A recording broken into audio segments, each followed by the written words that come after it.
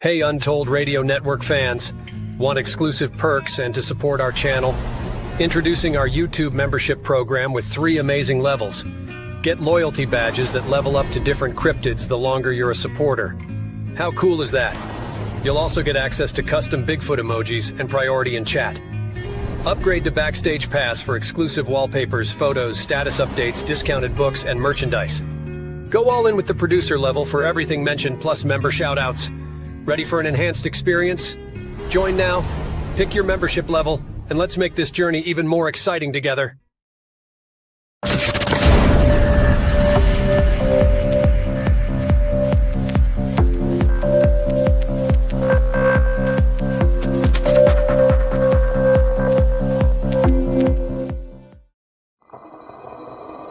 paranormal, UFOs, monsters, mysteries. You're listening to Talking Weird.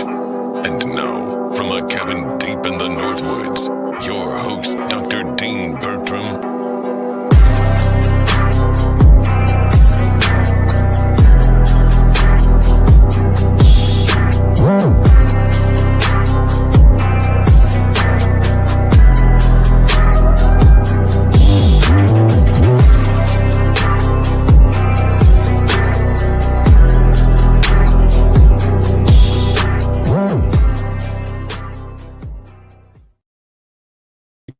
All my fellow weirdos and weirdettes, welcome to Talking Weird on the Untold Radio Network. I'm your host, Dean Bertram, and this is the part of the show where I normally thank everybody who's watching live. So thank you to everybody who's watching live. However, where I am at the moment, it's a beautiful sunny morning in the Northwoods of Wisconsin. That's right, it's not the evening. This is a pre-record. The only reason I'm saying that is, as most of you know, we're normally always live. And when we're not live, I'm normally still in the chat so I can engage with everybody if I've done a pre-record. This evening, though, I won't be live in the chat because when the show's airing, I'll be at the airport picking up my mother who is flying in from Australia for the holidays. So I'm just giving everybody a heads up. If you don't see me engaging in the chat, that's why. Feel free to chat amongst yourselves, though, as I know you often do. It's always wonderful to see everybody in the live chat talking, and I'll watch it later and see what everybody said. But thank you all for joining us. I'm really happy with the guest I've got back today because he's a very, very dear friend of mine, and he's always so much fun to chat with. He's an award-winning animator and filmmaker from the Pacific Northwest, home of the infamous Maury Island incident.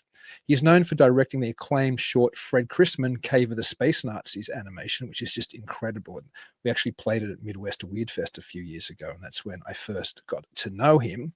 And he's now developing a full-cast Crisman audio series slated for release next year. And we'll be giving you some teaser clips from that, and they're just hilarious.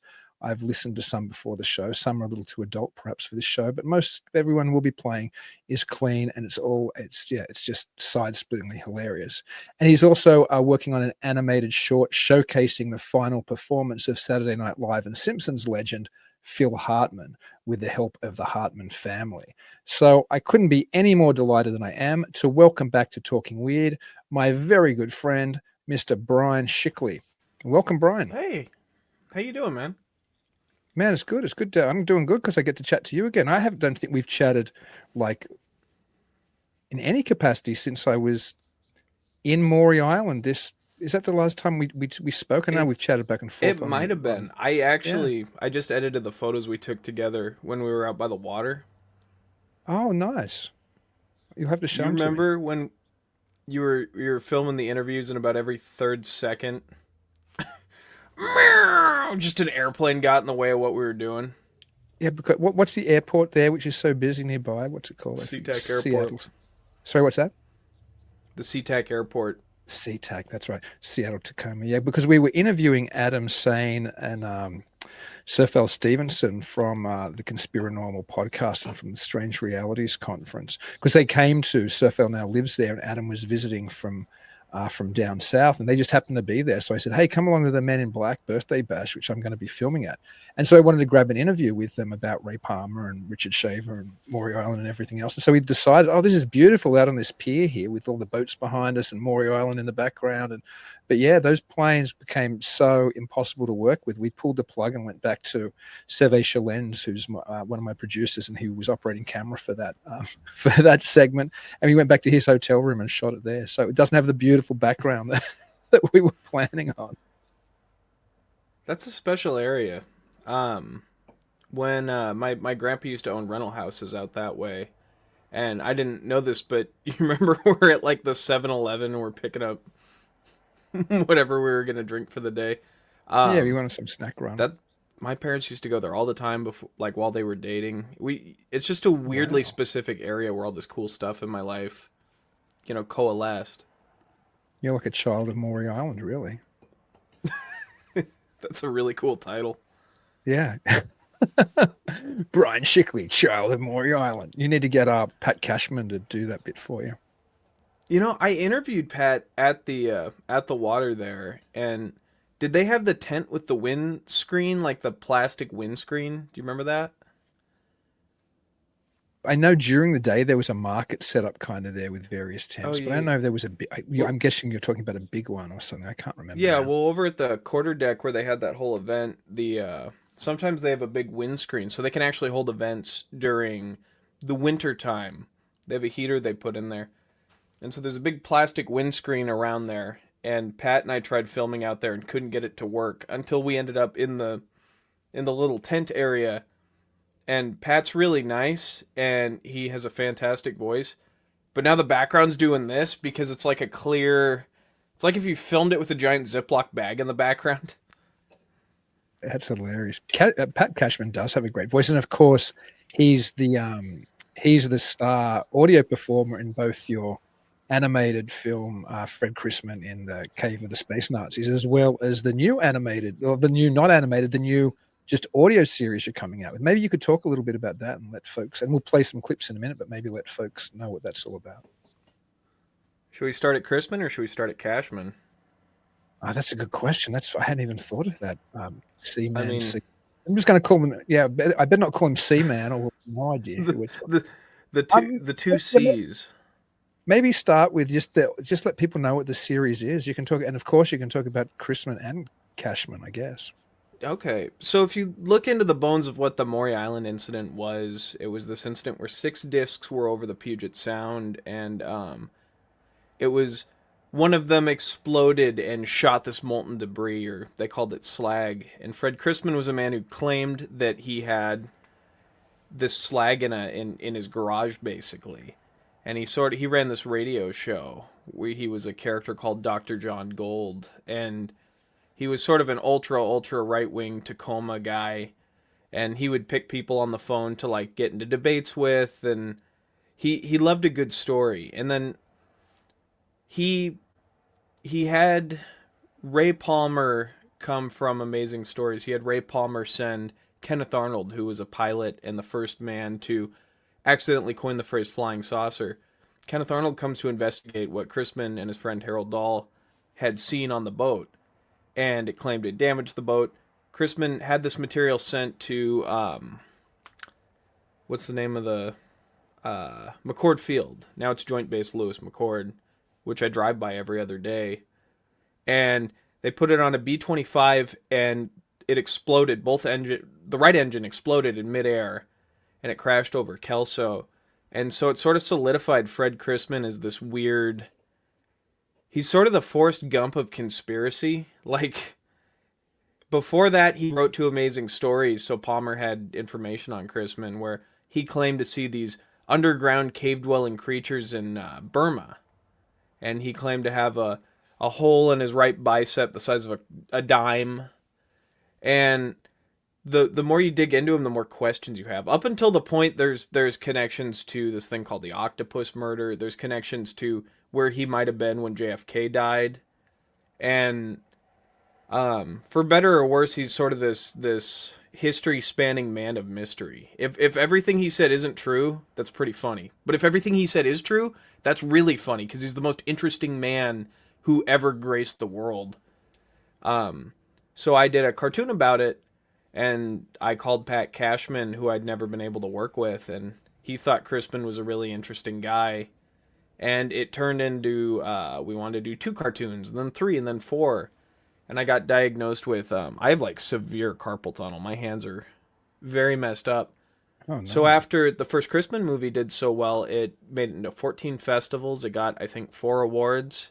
It got one from Midwest Weird Fest that you were a big part of. And I think that's the big draw between us.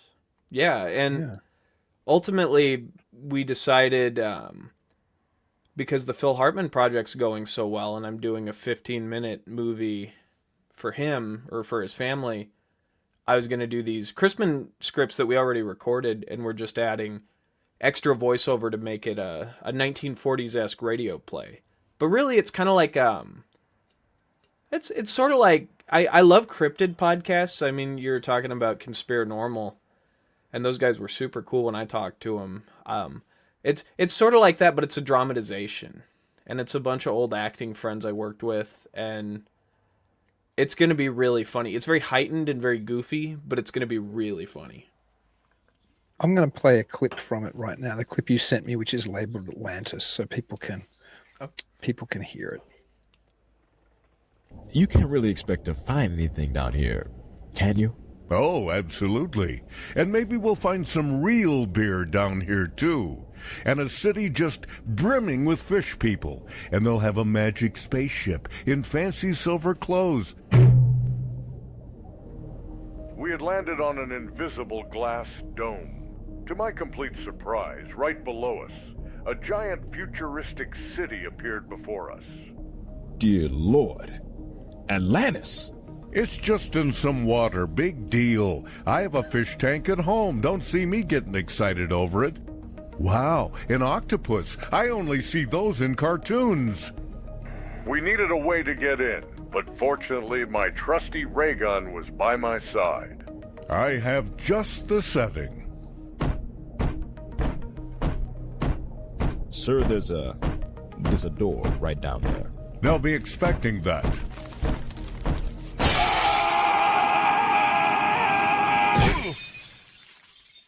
That's how I got my iconic shoulder scar.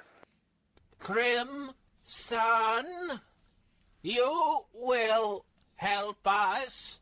Help the fish people. Help the fish people. Ah, with the fish heads and everything. Listen up. I have some fresh clothes in this bag. Does your culture have changing rooms, or am I just allowed to let the freedom flag fly? You know what? You won't even understand what you're seeing. You can't really... Oh, that's funny stuff. By the way, for people who haven't seen it, can you watch the Fred Crisman animation, the original one, online yet? Is it available anywhere? Oh yeah, it's on YouTube. It's called Cave of the Space Nazis, and I should point out that he's fighting them. He's not a space Nazi.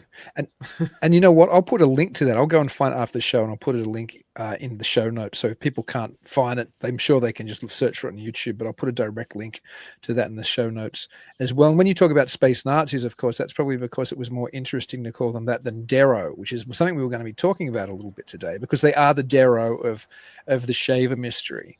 But the Space Nazis title is far catchier, and I think maybe Crisman refers to them as that. And when you said before that Crisman had fought these underground beings during World War II and had written to Ray Palmer Amazing Stories, he was talking about the Deros. It was the Deros that he claimed he had fought, right? And maybe you can tell the audience who don't know what the Deros is. Maybe you can talk a little bit about them now. Well, the Deros are these creatures from, I believe Shaver wrote about them originally in Warning to Future Man. But he describes seeing these beings that sort of had these big elephant trunk nose, kind of like Gonzo from the Muppet Show, and they were beings that had devolved over billions of years. The Earth had a big shell around it that protected the creatures from the sun's harmful rays, and eventually I call them Lemurians, but the Teros are the good ones. They split into 2 races, the Teros and the Deros. and the Teros were on Shaver's side, and the Deros were these subterranean, cave-dwelling, cannibalistic. They're very Chud-like now that I think about it. But the Deros are weirdly spooky because when you hear a good horror story, it's not always about how you can see a haunted house and that can be so scary, but like they're weird. And the more weird a sighting can be, I think they're more interesting. And those weird long elephant trunk noses are particularly gruesome. And Crisman claimed to fight him, and he didn't do it as goofy as I portrayed it. It was more like nowadays you do like a no sleep on a no sleep on Reddit or a creepy pasta. And that's what Amazing Stories kind of used to be. You would write these stories, and then people would write in the letters to the editor and go, "No, I saw those too." And isn't there a story about a lady who was down in the caverns and she barely escaped with her life? In fact, yeah, that's one. Yeah, that's actually who was it? Margaret somebody, and she wrote, "I've been to the caverns." It was a piece they did because Palmer was always trying to complement the Shaver mystery, or write with other readers' experiences as well as other articles by people who said they'd had either experiences or who had theories about the Shaver mystery. To be honest, as we both know, Amazing Stories really became the Shaver Mystery magazine before there was a Shaver Mystery newsletter that they sent out afterwards. But it was so full of Shaver content by, in that period, probably certainly from the late 45 to about well into middle 1947, late 1947. It was just loaded with Shaver stuff. Well, and before that, it was sort of. I mean, it's so early that they didn't even call it science fiction. It was scientifiction. That's how far back we're going. I was reading into sci-fi. It's less than a couple hundred years old, right? Because, the term was coined. The term was coined in Amazing Stories. Science fiction came from Amazing Stories. That's the first place the term. Yeah, but sorry, go on about the history of it. But that's true. Just to make the point, the magazine that ran the Shaver mystery things for the readers, a couple editors before Ray Palmer, the founder Hugo Gernsback, who founded it, I think in the 1920s, he coined science fiction. But yes, at first it was science fiction, and then it got shortened to. In fact, I've got an audio recording of Shaver where he calls it sci-fic. He doesn't call it sci-fi because he's obviously hearkening back to the time when he was writing sci-fic. So yeah, it went through that kind of change in terminology to today's sci-fi, but it wasn't always sci-fi. It was science fiction, it was sci-fic, it was da-da-da-da, and then we got to the sci-fi of today. Right, and they were building the groundwork for what this was going to be. It's so weird to think how far back it was, because a couple hundred years ago, we think a lot about our generation versus the previous one, and I always think of the 80s as the big boom because we suddenly had that big computer boom of music was all electronic-y. And I was thinking back to the 30s. I've got photos of family members who grew up right when electricity was getting huge and they were figuring World War II out. And then there's photos of them just sitting in a nursing home and it says like 1985 and there's a big concrete parking structure next to where they're at. And it just seems like there's this huge boom in futurology almost. The world's so radically different, and it turns out that's very, very recent because before there was any big surge in electricity or development of cars, I mean, you were just on a farm, and then you had kids, and one of them took over the farm, and then they had kids or they started their own. So science fiction is very new because we suddenly started finding these new ways to expand as a species, and it became sort of a prediction system. And so I think the very first science fiction thing is called This Is a True Story. I can't... You might know what it is, Dean, because I can't remember off the top of my head, but it was a story about like the people of the sun going to war with the people of the moon. Is that... It rings I should some really bells, double check. Yeah, but I don't know. I don't know, to be honest. But that what you just said about the people of the sun fighting the people of the moon rings some bells. But I don't think I've ever read that story. I might have read about it in passing. But when was that? Like, I'm guessing in the 1700s, maybe. Or... Oh, maybe even. Yeah, that sounds right, actually. Gosh. Yeah, I'm not. I like the little thing that says filmmaker, animator. I don't want it to ever And was say responsible Dr. for a Bryan. lot of. I'm sorry, I didn't mean to. Sorry, what did you say, Brian? I'm you're trolling you. fine. Then I apologize. Oh, I'm glad it doesn't say Dr. Bryan Shickley of anything. I'm a well-wisher and a passerby in the world of science fiction and Deros. Well, you're an incredible contributor to the field. I mean, your Fred Crisman stuff is amazing. As anybody who goes and checks out that animation will attest to. I would love to see a full animated series of that, like an Adult Swim or something. That's where it belongs. There's a Clutch Cargo one I think I sent to you, and if no one knows who Clutch Cargo is, that's where Conan got the. It's a still image, but there's like a live action mouth talking through the cartoon, and my friend and I had a bet to see if we could do one Crisman script as a animated form in the vein of Clutch Cargo, because there's almost no moving images. And I released that to the Maury Island Film Festival this year, and I haven't put it out publicly yet, but there, even a cheap, crappy looking Crisman, I think, is still some pretty good science fiction, because Crisman's, it doesn't have to be so tied down to morals, and it doesn't have to be tied down to huge topics. Once they're locked in, they're kind of a bonus, but what you really get out of it is just some really good jokes about kind of a goofy, overly patriotic dude fighting aliens, and there's a lot you can milk from that. Sounds like a throw to another audio clip. I'm going to play the one you sent, which is labeled City 1. Did you want to say anything about it before I play it, or do you want to save it till afterwards? Is this... You just listened to these, so I think you have me beat. I listened to them just this morning before I uploaded them. Is this where they're debating how to attack the Deros? Yeah, I believe so. Okay, Crisman and his compatriot, the captain, and a young man named Little Johnny Kennedy are all on a quest to create peace with the Deros, and so there's a power struggle between how Crisman and his superior, the captain, would go about fighting him. Okay, let's put it on. It's pretty funny as it always. It took 2 more days, not counting margarita breaks, but we scaled to the highest ridge. Oh my god. There they are. My sworn enemies, the Deros. What would you say, Captain, about 50 feet out? So what's our plan? We should start from the peak of the mountain and snipe the guards, before continuing with a careful trek around to the core before anyone gets wise. No dice. We run into the field blasting. Why would we do that? They'll be looking for snipers. They'll never expect 3 men running straight at them. I put up with this long enough. It's my call! Wow, look at them go. It took 2 more days, not counting... Fantastic, so funny. A lot of people said yes that I didn't think would.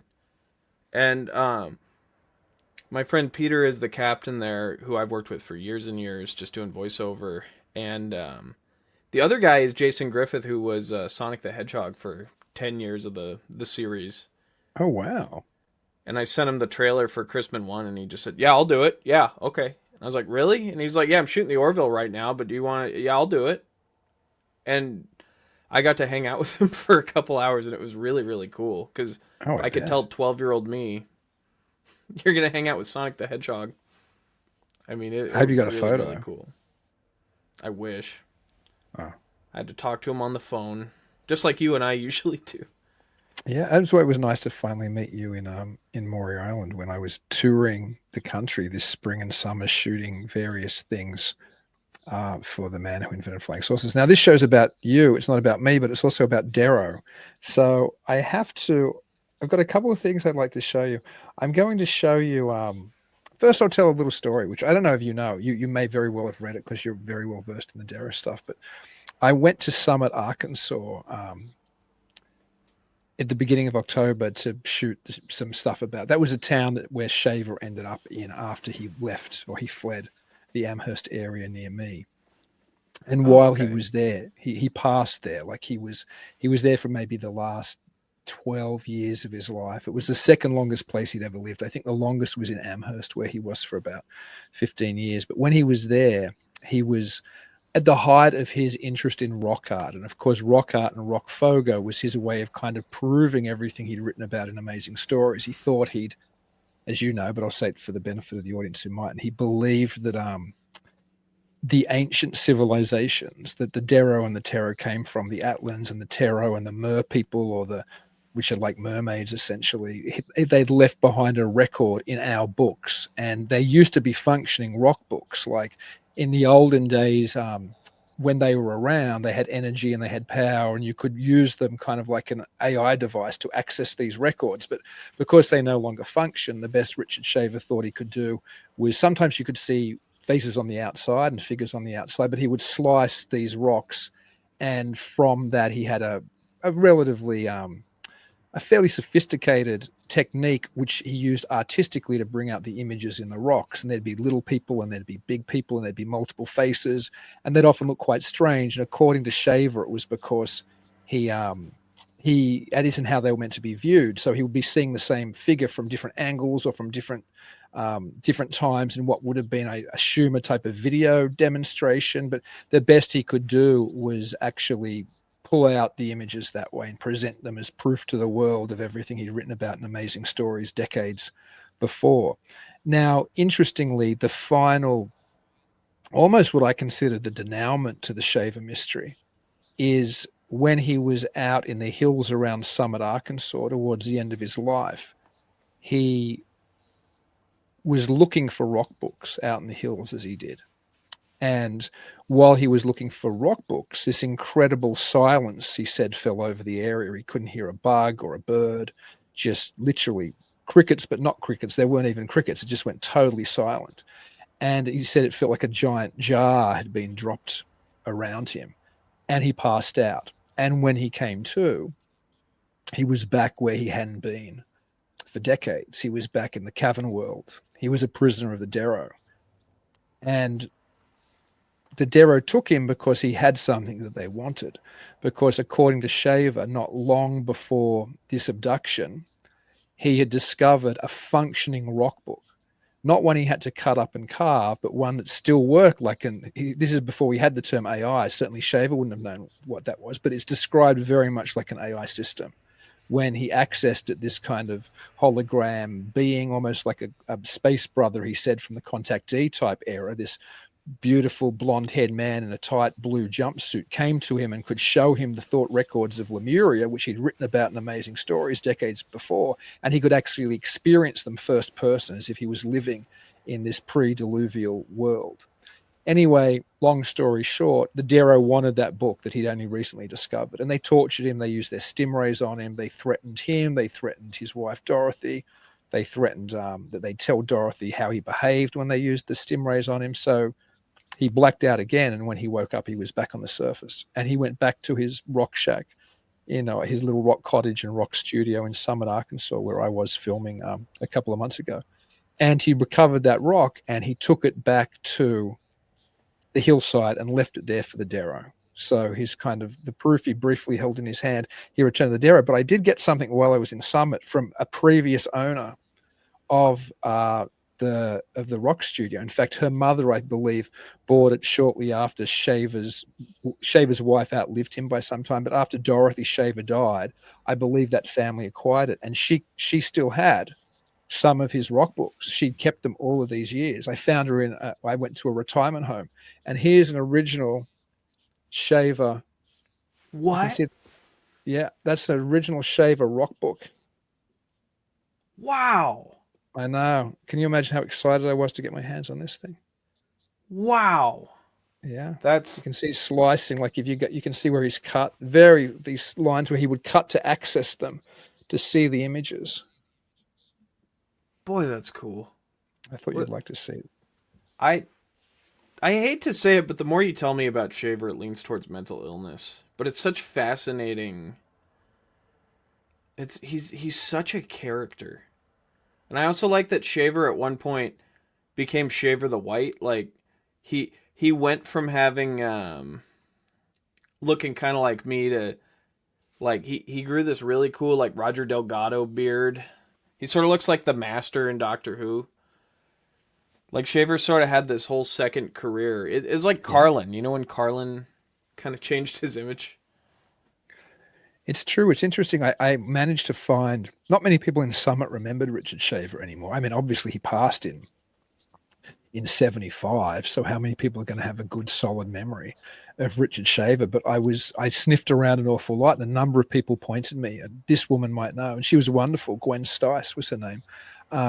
And she had her own small collection of Shaver memorabilia, and she knew Richard and she knew Dottie, and she went to church with Dorothy Shaver, because Richard never went to church, but they went to the same church. And she had photos, the way you describe, which we've seen of Shaver in that older kind of visage when he's got the beard. And it's in the documentary. She says he looked like a college professor to me, and he does have that look, like you're talking about, that kind of later look in his life where he's very distinguished and with the grey beard. And in those photos, he particularly would look like what you could imagine a university professor on a 70s campus or a 60s campus. Just he looked super hip, and he looked like he was the most interesting man in the world. That's what I always think of Shaver like. I can picture Shaver doing that. Yeah. Can we talk about, and you might have to stop me, because you remember this email I got. You remember the email I got from the person who owns Amazing Stories? Yeah, you did tell me about it. You can talk about it. As long as there's no profanity or anything, feel free to talk about it. There's no profanity. Or too adult. Anything. I should say anything too adult. No, it's not adult. It's just I feel like I might be speaking ill of the guy. So Amazing Stories, like we were talking about, was it was just don't originally name sort of names. predicting... I would say then, if you just don't be litigious. Just don't name names. I would say. I'm so bad at I don't remember any. Who are you? So we were doing. I was doing research into Amazing Stories, and Ray Palmer. I can mention Ray Palmer. Ray Palmer. Oh yeah, anybody who's a known figure in his past, particularly, I think just don't mention anybody alive who you're having problems with in a bad way or anything. That's all. I'm not actually having problems. I think the people involved would agree with my statement here. But Amazing Stories tried to be what the future could be, and it tried to instill morals, and it tried to. In fact, I believe they recently published. I think it was the first science fiction story written by a person of color was the big, so they've always been about progressive. We're pushing forward, and we're learning new things, and we're learning how the universe interacts with us and how to treat it right. And Ray Palmer, as it starts dipping a little bit, Ray Palmer comes in. I believe Ziff Davis hired him, and Palmer said, "Yeah, that's okay. But here's some lady bits," or maybe that's too far to say. But Amazing Stories became a lot more charged in a more carnal way. It wasn't so much this highbrow science fiction, what the world could be, and it turned more into just pulp. And I wrote these Crisman stories, which they don't have any adult content in them as far as I would. I try to keep it at like Simpsons level. Grandma would shake her head, but these aren't necessarily the truth. These are very heightened science fiction stories that are based on someone's claims, and then we add 80 years of interpretation, some yes-anding to make them more fun. And I shared a couple of scripts with people at Amazing Stories, and I said, "Look, I'm going to make these regardless because the names involved were totally cool with it. Mm-hmm. Would you like me to say this is an Amazing Story or an Amazing Stories product or, an Amazing Stories podcast?" And I got a letter saying, "Dear Bryan, we have spent our entire lives at Amazing Stories trying to undo what Palmer had done to the magazine." And, it's weird to think about because their Amazing Stories is different than my Amazing Stories. I think they're both valid, but I think the idea of this dichotomy of the war between truth and fantasy, like, Shaver and Palmer, they took the truth out of science fiction. I think you can have both. I think you could do a speculative column, and then you could do, a goofy stories column. And I don't know who else would be more invested in doing those kinds of things, but I know that Amazing Stories as a science fiction magazine is trying to absolve itself of the impact that Palmer and Shaver left on it. But like any product, there was a dip, and these people came in and they maybe not improved it, but they sold the magazine and they kept it afloat for all these years. Anyway, I'll take my lawsuit now. No, there was nothing. I didn't know if you're going to rant about anybody or not. No, there was nothing at all problematic there. I think I think there was an animosity. You're absolutely right, to Ray Palmer and then to Richard Shaver, which has been long lasting in science fiction. And it's absolutely unfortunate, because if it hadn't been for Ray Palmer and then Richard Shaver, Amazing Story circulation, Palmer got it to, I think, 135,000 before the Shaver Mystery, and then he had it up to 250,000 during the Shaver Mystery. That's unheard of in pulp magazines of those days. Astounding Stories, which everybody kind of liked, until I think Campbell started to run Dianetic stuff from Hubbard, and then that was kind of frowned upon as well. But the Astounding was kind of looked at as the more highbrow magazine. You're right, but it's interesting, because I didn't know until I got more into making this documentary, but science fiction fandom had an ongoing problem with Ray Palmer, and we always think about it because of the Shaver Mystery, when he introduces this speculative, what would seem initially speculative fiction by Richard Shaver about the Deros and the Teros and the ancient civilizations and all this type of stuff. When he said it was a true story, we normally trace science fiction's animosity. Well, I shouldn't say science fiction, the science fiction fandom of the 1940s, which was probably about 1,000 to 2,000 people. There was hardly any science fiction fandom. It was very small compared to what it is now with Comic-Con and everything else, right? But we kind of trace that to the introduction of the Shaver Mystery. But the reality is, a lot of the hardcore science fiction fandom had tendencies which were kind of left-leaning, and they already hated Palmer. Much of it was based in New York, which is where Astounding, I believe, was. But Palmer was very much the kind of had that Midwest, Middle America apple pie approach to everything. So yes, he introduced a more Buck Rogers-y, I guess, element, or a William Shatner in Star Trek element, where the hero would kiss the girl and get his shirt torn apart and be in a Ray battle with somebody. It was that type of, science fiction, but they'd already really disliked it. Like you were saying, it was already because of this introduction of elements which were aimed at a younger audience, because a younger audience doesn't want to read some long-winded speculative story about the effects of time travel or something. They're more interested in one where the spaceship captain is duking it out with the green-skinned Martian and then making out with the beautiful Venusian in the end. Now, I'm exaggerating slightly, but that was very much Palmer's philosophy. He would tell writers, if the story was getting slow, his famous phrase was throw another body through the skylight. Like, he thought you just had to up the action all the time. And it certainly worked as a business model.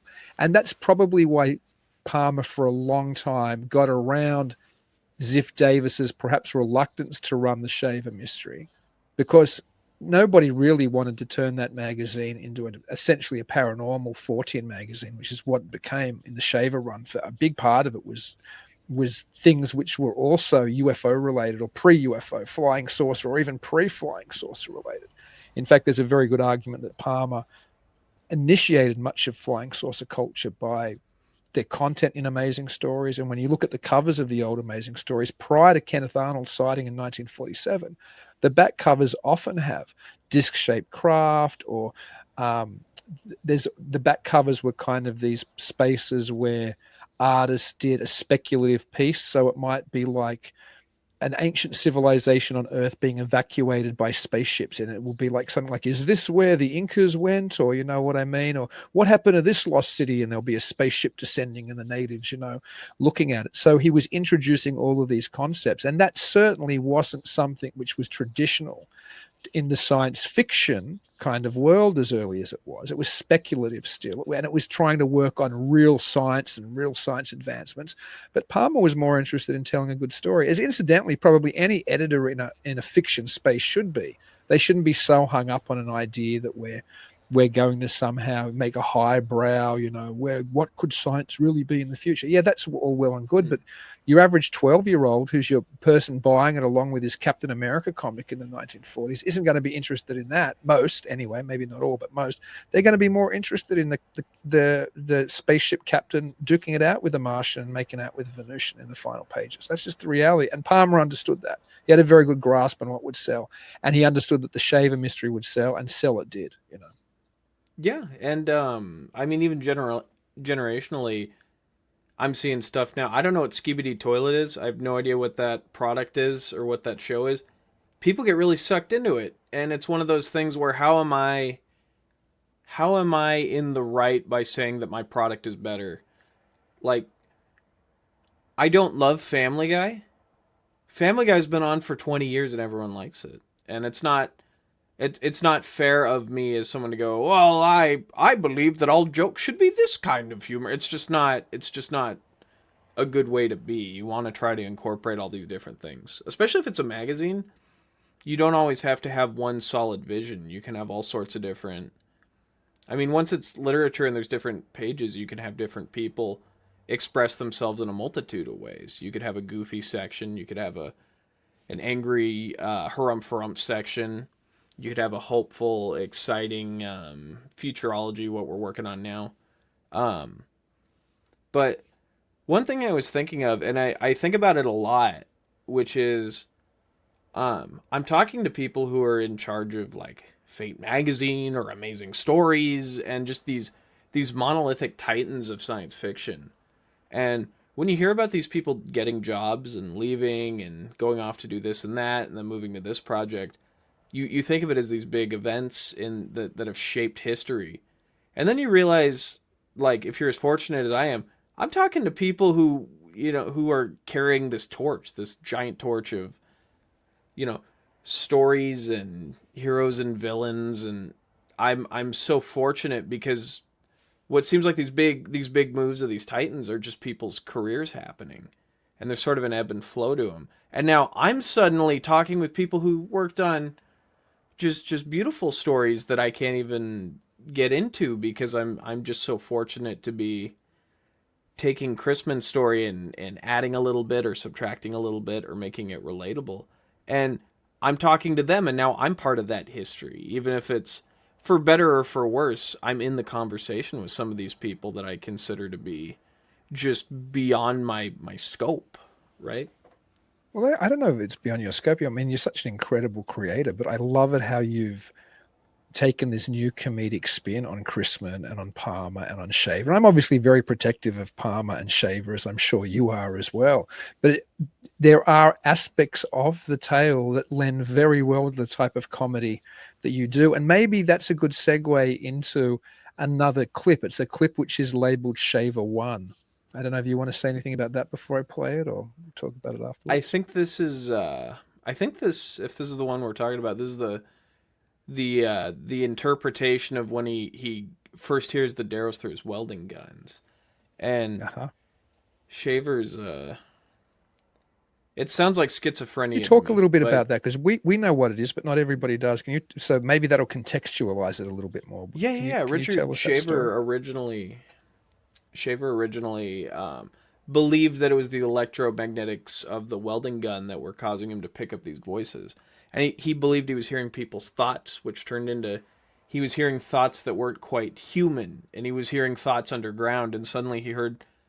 I directly adapt some of it, like "put him up on the rack" is a quote that shows up in this, and he was hearing Deros talk about torturing people, and he Shaver the character, maybe Shaver in real life, who knows, sort of realized he had to find the source of these voices, and that's what ultimately ended up becoming the crux of the Shaver mystery. Absolutely. Let's play the clip too. It's great.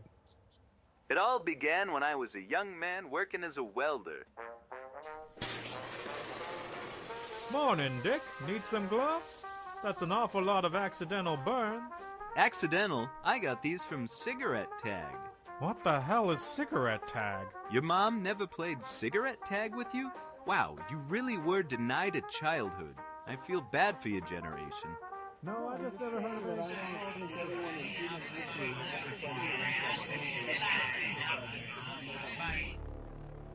I don't quite know what it was. The bright lights, the welding gun's electromagnetics, or the history of schizophrenia in my family, but I suddenly heard a noise. Put him up on the rack. He doesn't know the meaning of pain just yet. He will soon learn to never forget the name Deros. I don't know what they were called, but I knew they meant trouble. After a few different welding guns, I realized I had a choice to make. Clacky punched me out. I'm done. It's a mighty shame to see you go, Dick. Say, you ain't sick, are ya? Me? Heavens no. I'm going to follow the alien voices in my head. Goodbye forever. It all began when I was a... That's some seriously funny stuff.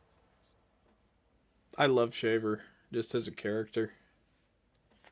Well, yeah, he has so much obviously- content for you to draw from. Well, and obviously Shaver is... my version of Shaver is a little less appropriate. And when I had originally written it, I think it would have made more sense if Palmer was the character who was adding all this... all these naughty elements, but Shaver himself, he seemed a little squirrely as a character. Like if you were to interpret him, it made it fun to have him be a rascal. You know what I mean?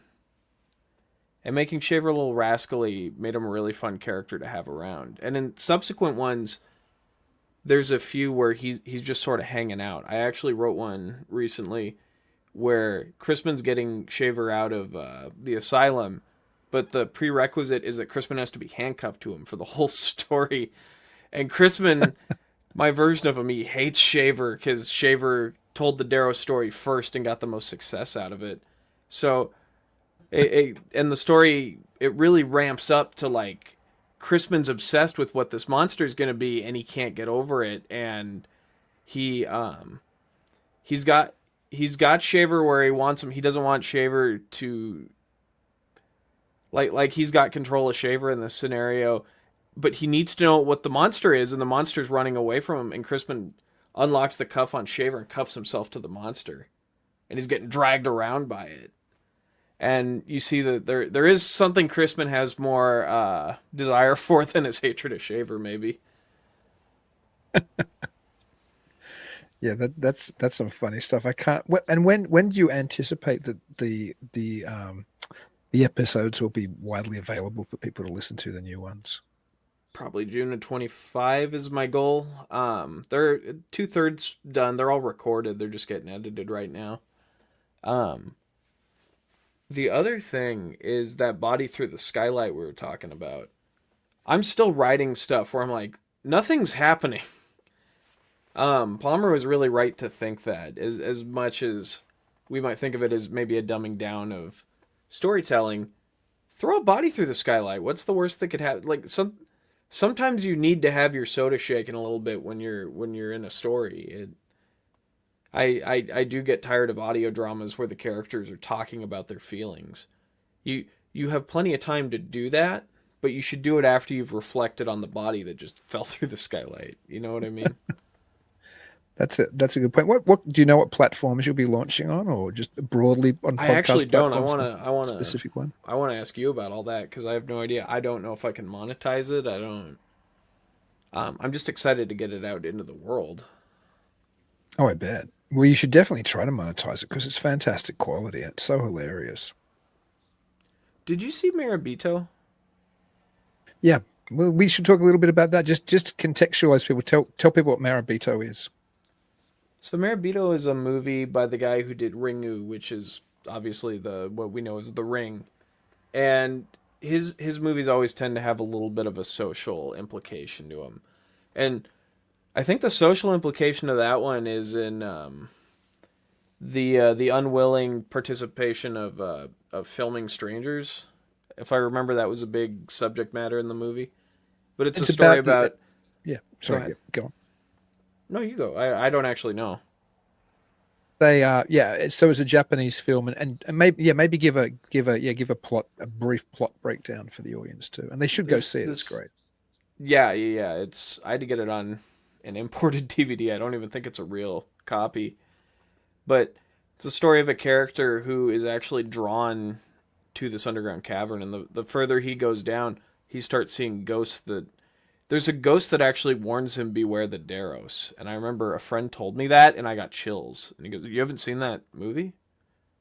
So I had to go see it.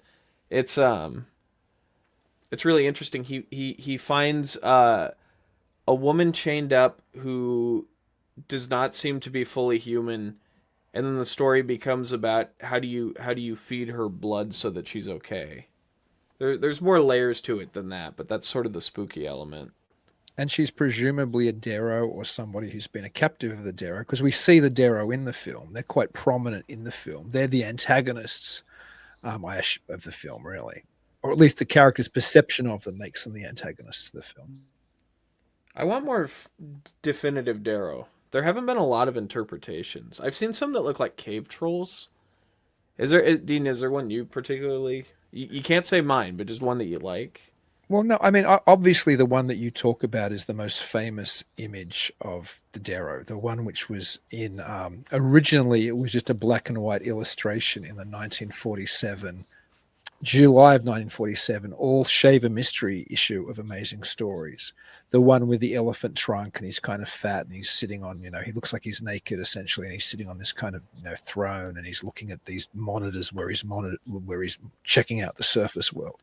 So because that's one of the most startling images of the Dero in Amazing Stories illustrations, that's become the most famous image. And most people, I've actually heard witnesses. I was only listening to a guy who's now passed his podcast or his live stream or his videos the other day on YouTube, a man from Texas who'd been, sorry, what's that? Breton Son, isn't that him? Who'd been kidnapped by the Dero and had an experience, and he described exactly the creature in that Amazing Stories issue that then Palmer republished when he reissued all of the Shaver Mystery and added more content to it, including letters between him and Shaver, which he called the Secret Palmer Shaver Letter File. When he reissued all of that content some 15 years later in the 1960s in a 16 issue kind of book-like magazine series called The Hidden World, then the first issue had that Dero on the cover colored red because it wasn't colored in the first one. But that's the most famous one. But of course, the very first Shaver Mystery story, I remember Lemuria, the cover issue for that displays what's meant to be, I guess, something like a Tero woman, or at least an Atlan or Lemurian woman before they degenerated. And in a kind of a glass prison cage kind of thing is clearly what's meant to be a Dero. And that one looks like a kind of a greenish goblin with kind of, typical goblin-esque ears. There's another illustrated image of a Dero. I think it's also in that July 1947 All Shaver Mystery issue, where he's kind of this incredibly obese, rolling, kind of fat rolls on him, watching essentially a torture session in front of him. That's another. I tend to just think of the Dero as more mutants than having one distinct genetic sign like that extended nose. They certainly had been alive for a long time, so they were imagined to have, they had weird appendages growing strangely, and I can't go into details because it's a family show, but there's talk about other appendages being ridiculously large in some of the non-amazing published stuff, including the story I was talking about before when he's abducted for the last time, which was when Shaver was last abducted. That story wasn't published until after he died. It was published posthumously in a book that Tim Schwartz edited and that was published by the late, great Timothy Green Beckley, called, I think, Richard Shaver, Inner Earth Mysteries or something. But so there's lots of different depictions of the Dero. I don't know, to answer your question, if I have a favorite. I mean, obviously the iconic one that's your one is the one that everybody thinks of the most, the one that you segued off for the Dero in your cartoon. But yeah, I don't know if I have a favorite. I like that there's a variety, to be honest. I guess that's a crappy answer, but it's the answer. No, it's fine because I had to recreate some of those Shaver Mystery covers for the Maury Island one. I'm still working on I'm halfway through the Maury Island short film that I'm working on, and I recreated a bunch of Shaver stuff, and one of them was the Dero. And I always laugh. It's a little Green Goblin-y Dero, but he's like, "This isn't where I parked my car." Like, he looks so bummed out to be in that tube. Mine are a little more radishy. Like, I sort of had this idea that, like, they would look like overgrown vegetables. So their heads are kind of spiky and dinosaur-like. Oh, interesting. But I don't know why I think of that. Almost like they're growing, like, tumorous bits off them. But that's the only difference between what I was doing and I think the consensus is usually the one that kind of looks like Deep Roy with like a prosthetic Darrow face on him. Like, somebody I don't stole even your know. Darrow image as well for a T-shirt they were selling on eBay. Right? Yeah! A Darrow Destroyer T-shirt. Darrow Destroyer. Yeah, I created a song for it. Darrow Destroyer. That happened a lot. I did a Rick and Morty fan poster, and someone tried to sell that. I guess that's a compliment. I'm not really worried about it. No one's buying Darrow shirts. But it's pretty funny to see my drawing. And he took Nobody a but clip me. art of like the earth and like a hand and kind of put that over it. Nobody but me, Brian. I'm buying Deros shirts. I didn't buy the one yeah, that that's was true. the rip-off. No, I didn't buy. I wouldn't give them the money. But you can buy, and I actually, funnily enough, I ordered one just the other day. You can buy a Darrow Destroyer T-shirt on TeePublic, which is just the head of the actual artwork I was talking about before with the animated, not the animated, with the extended kind of nose. And that is on TeePublic, and it has Darrow Destroyer on it, but it's just got like the face taken from the Shaver Mystery What original. What does Darrow Destroyer mean? There should be a guy I don't who know. destroys. I just wanted a weird T. I design a lot of my Darrow own t-shirt would be T-shirts, but I saw that and was like, I want this one, so I bought it.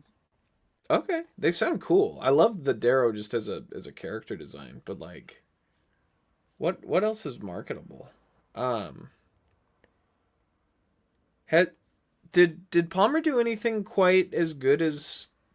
I mean, he sort of leaned towards UFOs after all the Shaver stuff, but did he never quite had another Shaver mystery, right? No, I think he wanted to. He had people, I think, kind of like Rog Phillips. He hired after Shaver, who also kind of chimed in on the Shaver mystery and had his own weird scientific theories about reality, and worked for Palmer for some time. And he went on after he moved to Amherst to publish a lot of, some of them significant occult type books. Like there's a book which I think is very popular in the Church of Latter-day Saints called I've got two different copies of it over there because his son Raymond B. Palmer still publishes it. I have that one and I have an original one by Palmer. I think it's called He Walked the Americas, and it's about Christ being incarnate here in America, like I think the Mormon religion believes, right? And that book I think was quite successful for Ray Palmer. It's successful enough that his son still publishes that book. So I don't think his son, Raymond B. Palmer, who's a wonderful man, I don't think he's publishing any Shaver stuff anymore. I don't think there's enough of a market for him to do it. I'm trying to think what else. He certainly published early UFO contactee stuff as well. Like he published Orfeo, and one of Orfeo Angelucci's early contactee, and he's a major contactee. I think it's called is it called the Son of the Sources or The Sources Speak or something like that.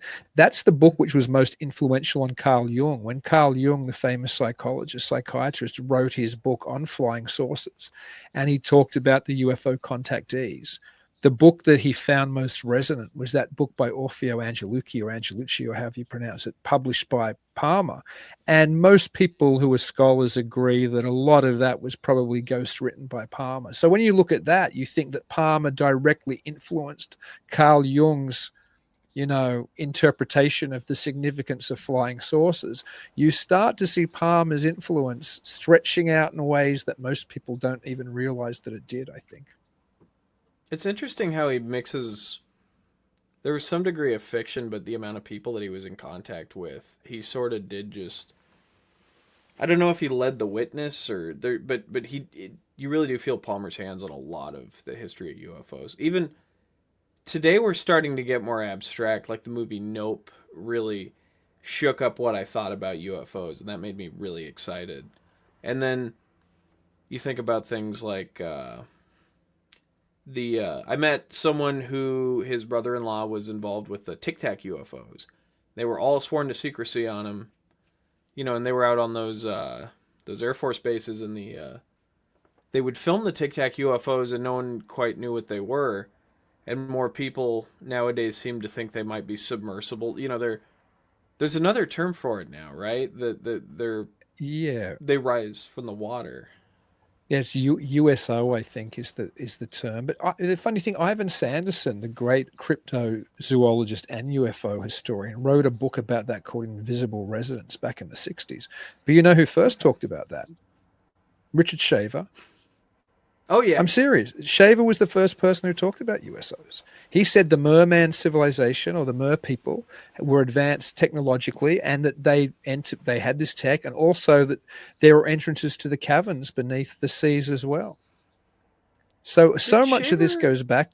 Yeah, so much of this stuff goes back to Palmer and Shaver. You wouldn't believe. It resonates through, and people talk about Kehoe and people talk about Adamski, and people very rarely talk about Palmer and Shaver and the influence that they had on what we believe today. It was significant. Did Shaver ever kill? Like, did he stop the Deros? Are there any more Deros lying around? I think Shaver wanted to stop the Deros. I mean, Shaver's great dream was that if he could awaken people to the reality of the cavern world and to the Dero and to the Teros, that he would be able to, we as a species would be able to at least identify the problems that we faced and potentially go in there and, take the ancient mech for ourselves, or at least do something defensive, if not offensive. So he wanted something like that. I'm sure if all of a sudden he got to, sit in front of a congressional hearing, he would have been, how good would that have been if the UAP hearings were back then and all of a sudden you get Shaver in front of a hearing? Your Honor. Oh, that wouldn't be my Shaver. There's a story for you right there to animate. That would be Crisman and Shaver in front of a congressional panel on UAPs. Your Honor, look at these Polaroids, and then afterwards I'll tell you why. These aren't all Deros, Mr. Shaver. Don't worry, I just want you to see the Polaroids. It writes itself. See how good you are with this stuff? It doesn't actually write itself. I wrote a good Shaver joke in one that's coming up. It's not recorded yet. This is for a year or two down the line. And I was coming up with more misogyny Shaver jokes because I really like painting him kind of as a dude bro. And there's a bit where it's like, oh, the monster leaves a harrowing scream and like my ex-wife, and he like holds his hand up and no one high fives him. Oh, the monster leaves a stench that da da da. Oh, like my ex-wife. And then it's like the monster's breaths, and evil thoughts haunt your nightmares, and Crisman goes, like your ex-wife, Shaver, and then you just hear like, why? Stop acting like that. You just sound like a total jerk. Shaver's such a cool character. He's so much fun to write. Man, I almost envy you that you are dealing with it in a quasi-fictional way, so you can play with those ideas. I mean, I've probably thought more about Richard Shaver and Ray Palmer in the last 2 years than I've thought about anybody other than immediate family. You know what I mean? I think about them all the time.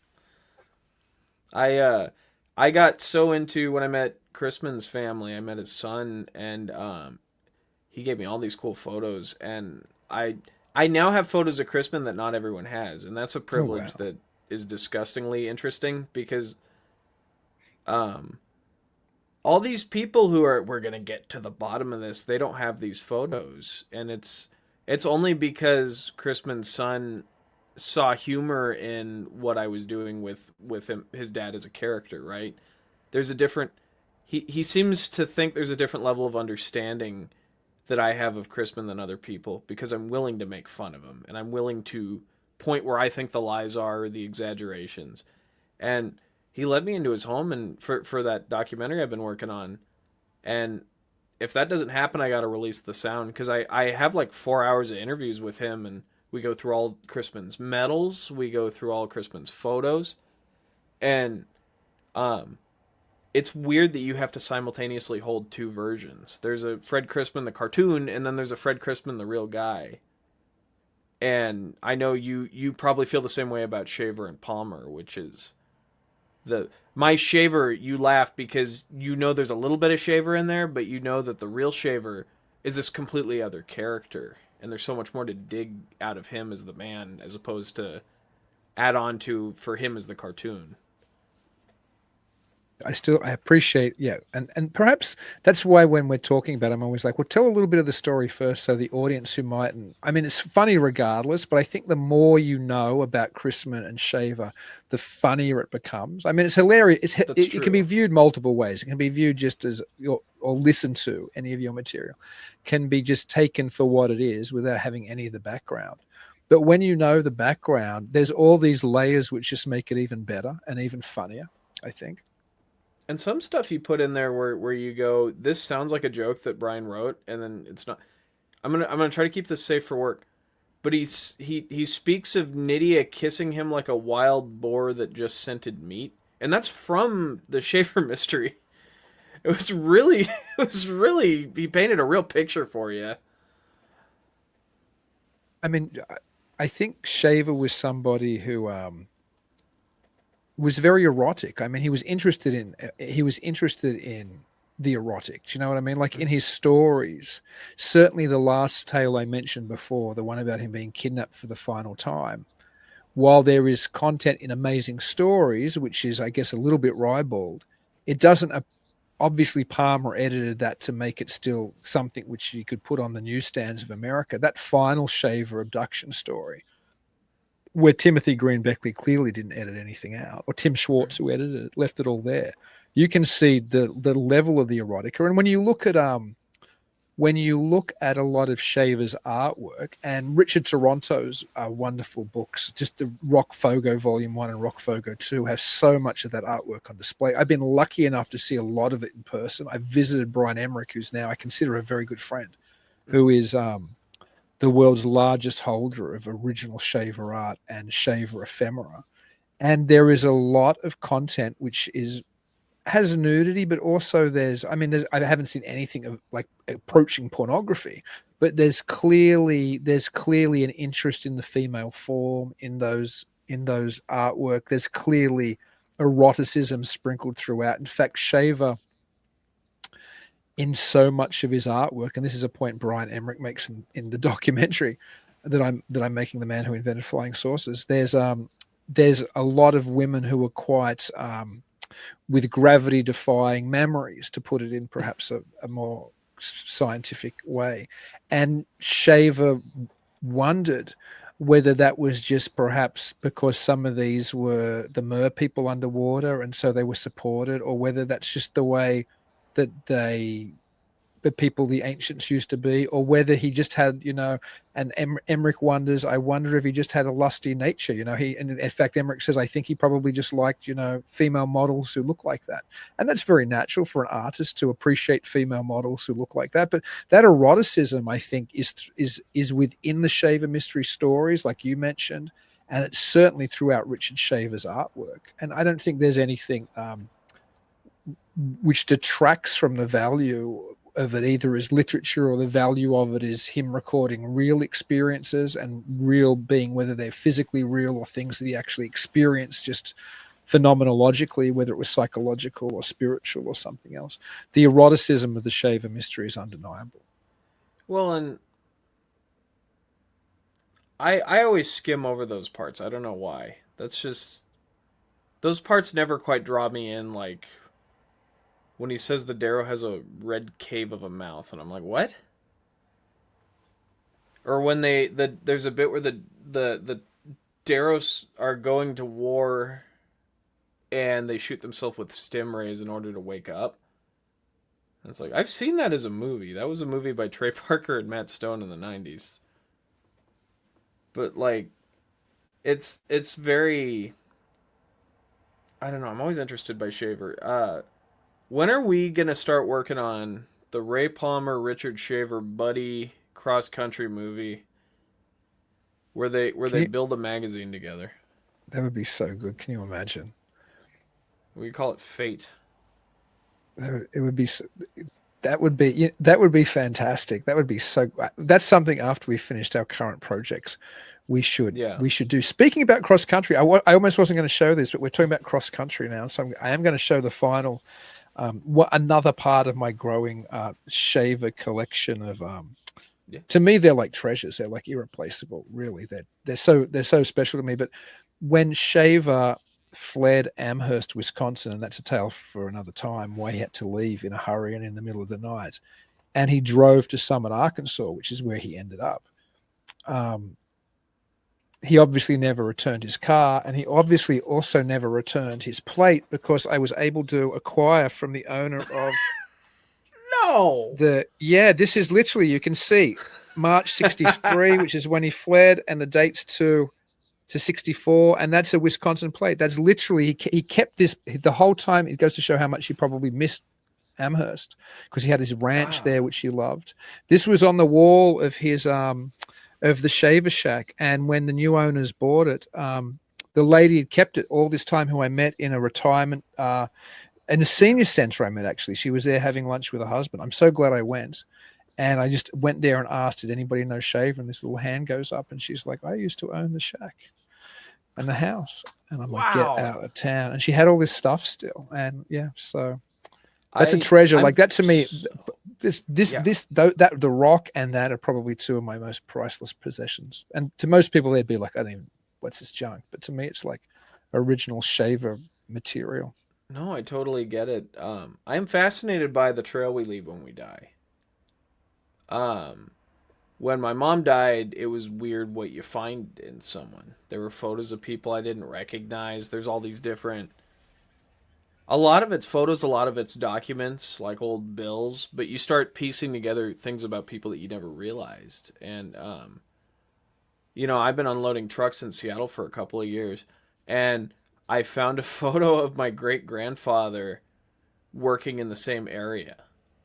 And he was a vendor in Seattle. He would go get fruit off he would get bananas off the freighters. So he would be over at the docks by the water, and he would take those crates and he would deliver bananas to stores all over the Seattle area. And I just moved here on accident. Like, it was just wherever I made like $2 more an hour if I went to Seattle. So I went to Seattle. And there's like paintings my grandma did that ended up there at the University of Washington. Crisman's books over at the University of Washington, and it's just beautiful how many weird little things you realize that you've sort of given to the world without thinking about it. Well, man, you're such an incredible talent, Bryan. It was so lovely talking to you again, and you're so full of insight as well, which I love. You almost seem like I don't know, like you're like a wiser younger brother to me or something. You're always filled with such insight. But how do people see what you're up to, or is there somewhere you'd like to point people at where they can? And again, I'll put say the name of the movie again in case somebody's just listening and wants to Google the animated film or YouTube it, but also some URLs they can go to check out your stuff or socials. Yeah, or whatever. The movie's Fred Crisman, Cave of the Space Nazis, FredCrisman, and Fred Lee Crisman, you can find him on Wikipedia and all the different pieces of lore people contributed. But you can find my stuff. My YouTube channel is Bryan Shickley, BryanShickley. And you're about to see a whole lot more Crisman stuff. So glad that we are. Well, Matt, thank you so much for coming on. It's always a great joy to talk to you, whether it's in private or whether it's on the show. Yeah, thank you again for having me. Thanks, man. And until I talk to you and until I talk to everybody else out there, have a happy Thanksgiving and keep it weird.